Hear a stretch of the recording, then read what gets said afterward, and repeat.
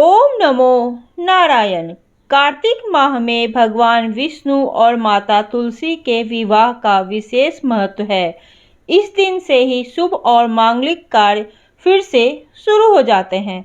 तो आइए जानते हैं कि इस बार तुलसी विवाह कब किया जाएगा। हिंदू धर्म में भगवान विष्णु के शालिग्राम अवतार और माता तुलसी के विवाह का विशेष महत्व है। कार्तिक मास की द्वादशी तिथि पर तुलसी विवाह किया जाता है। इस दिन के बाद से ही सभी मांगलिक कार्य फिर से शुरू हो जाते हैं। इस दिन अपने घरों और मंदिरों में माता तुलसी का और भगवान विष्णु के शालिग्राम रूप का विवाह करवाते हैं। पंचांग के अनुसार कार्तिक मास की द्वादशी तिथि की शुरुआत मंगलवार 12 नवंबर को शाम 4:02 पर शुरू होगा। वहीं इस तिथि का समापन बुधवार 13 नवंबर को दोपहर 1:01 पर होगा। उदया तिथि के अनुसार 13 नवंबर को तुलसी विवाह मनाया जाएगा। आइए अब हम जानते हैं तुलसी विवाह की पूजा विधि। तुलसी विवाह के लिए एक चौकी पर आसन बिछाकर तुलसी माता और शालिग्राम की मूर्ति स्थापित कर लें। उसके बाद चौकी के चारों ओर गन्ने का मंडप सजाएं और कलश की स्थापना करें। सबसे पहले कलश और गौरी गणेश का पूजन करें। फिर माता तुलसी और भगवान शालिग्राम को धूप, दीप, वस्त्र, माला, फूल चढ़ाएं। उसके बाद माता तुलसी को श्रृंगार के सामान और लाल चुनरी चढ़ाएं।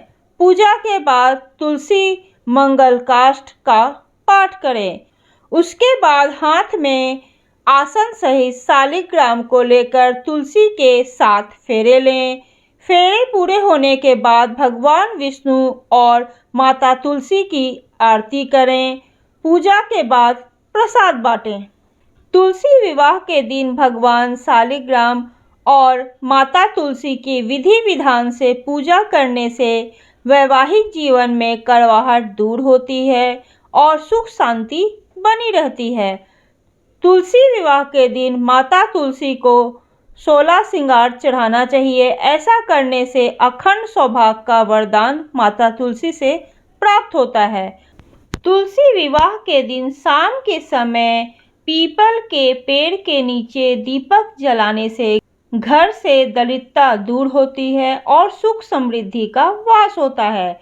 तुलसी विवाह के दिन तुलसी के पौधे की 7 बार परिक्रमा करने और गोधूली बेला में घी का दीपक जलाने से माँ लक्ष्मी का आशीर्वाद प्राप्त होता है। आइए अब हम जानते हैं तुलसी विवाह का महत्व।